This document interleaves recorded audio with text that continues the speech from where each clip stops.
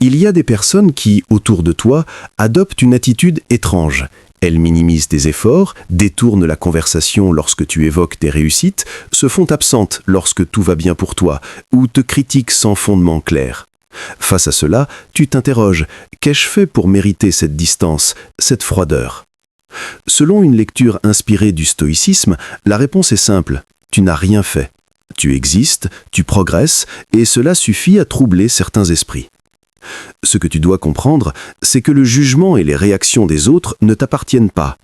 Comme l'enseignait Épictète, il y a ce qui dépend de toi, tes pensées, tes actions, ton intégrité, et ce qui ne dépend pas de toi, les opinions, les émotions et les comportements des autres. Confondre les deux, c'est s'exposer inutilement aux troubles.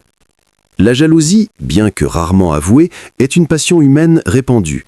Elle ne s'exprime pas toujours directement, elle se dissimule derrière des conseils qui rabaissent, des silences là où il devrait y avoir de la reconnaissance, ou des changements d'attitude lorsque ta trajectoire devient visible. Ce n'est pas un phénomène nouveau. Déjà, Sénèque rappelait que la comparaison constante entre les hommes engendre agitation et insatisfaction. Voici une première cause que le stoïcien observe sans jugement. Tu avances, peut-être lentement, sans éclat, mais avec constance. Tu travailles sur toi-même, tu fais des choix que d'autres repoussent, et ce mouvement, même discret, agit comme un miroir pour ceux qui restent immobiles. Ta progression met en lumière leur propre stagnation. Ce n'est pas une faute morale de leur part, mais une faiblesse humaine face à laquelle ils n'ont pas encore développé de maîtrise intérieure. Une seconde cause réside dans ton alignement avec toi-même.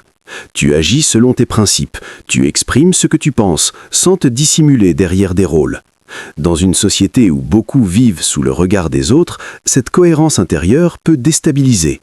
Non parce qu'elle est excessive, mais parce qu'elle révèle une liberté que tous ne possèdent pas. Comme le dirait Marc Aurèle, vivre en accord avec sa nature est une force rare, et ce qui est rare attire autant l'admiration que le trouble. Ainsi, ce que tu interprétais comme un rejet personnel n'est souvent que la manifestation des luttes intérieures des autres. Le stoïcien n'y répond ni par la colère, ni par le besoin de se justifier, mais par la clarté. Rester fidèle à sa voix, sans attendre validation ni reconnaissance extérieure.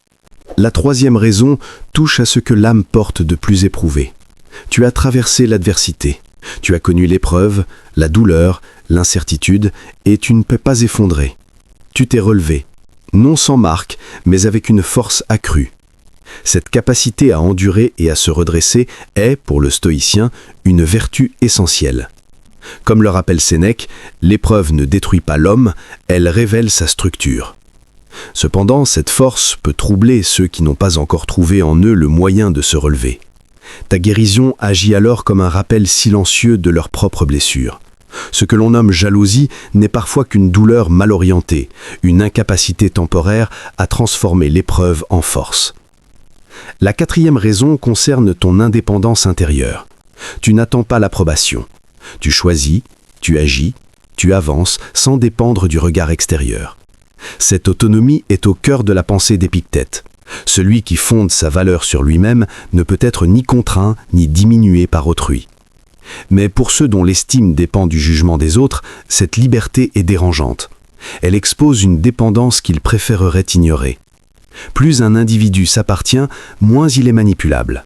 Ainsi, certains tenteront de freiner, d'influencer ou de ramener à leur mesure ce qu'ils ne peuvent contrôler.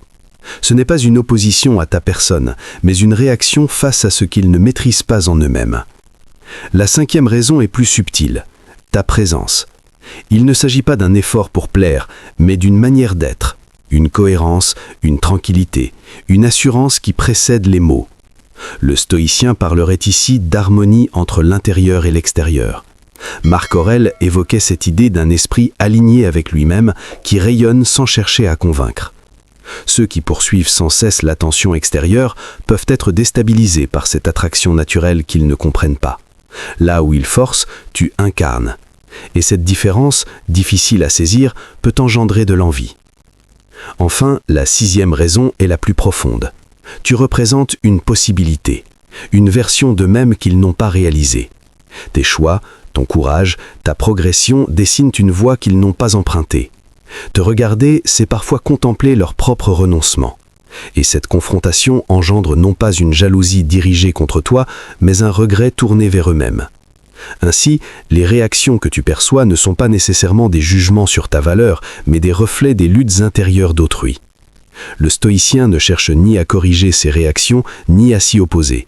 Il comprend simplement ceci: ce qui ne dépend pas de lui ne doit pas troubler son esprit. Lorsque tu fais face à la froideur, à la minimisation ou au changement d'attitude, rappelle-toi que tu n'es pas la cause, mais le révélateur. Tu n'as pas à te diminuer pour apaiser l'inconfort des autres. Ta tâche est plus simple et plus exigeante. Persévérer dans ta voie, rester conforme à tes principes et avancer sans te détourner.